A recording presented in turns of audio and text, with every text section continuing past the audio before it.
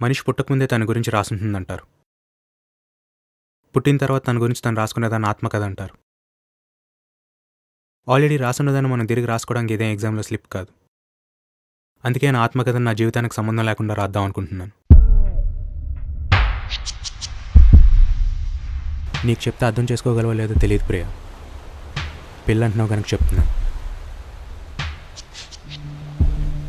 నేను రైటర్ అని నువ్వు అనుకుంటున్నావు, కానీ అది నా ప్రొఫెషన్ కాదు.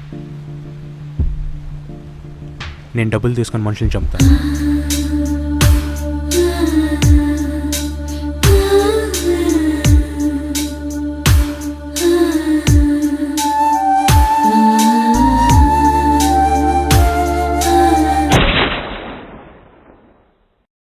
కొట్టు వదిలేద్దాం అనుకున్నాను.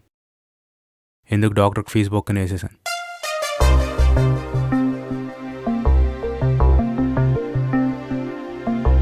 హృదయమే నరకమై సాగు వేళలో మరణమే నేస్తమై వెంట రాదా, నిమిషమే దాహమై నిలిచిపోగా రుధిరమే మేఘమై కరిగి రాదా, పర్వతాల శిఖరాలు చేరే ఆశ లేదే నాడు మదిలో, గుహల చెరలో ఏకాంత సమరము వెలుగులేని కలల ఒడిలో, గమనమే గతించు సమయములలో నలు దిశలను ఒకటిగా మలిచెద, మిగిలిన దిశలో అడుగులు వేసెద, చీకటి దారిలో నా పయనం, కడలిలో ఎగిరిన గల కనులలో కథలకు నా కథనం.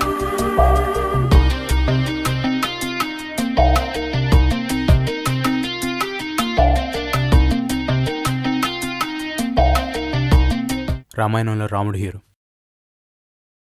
అదే రాముడు మహాభారతంలోకి వచ్చిన హీరో అంటే ఎవడూ కేర్ చేయడు. మహాభారతంలో కృష్ణుడే హీరో.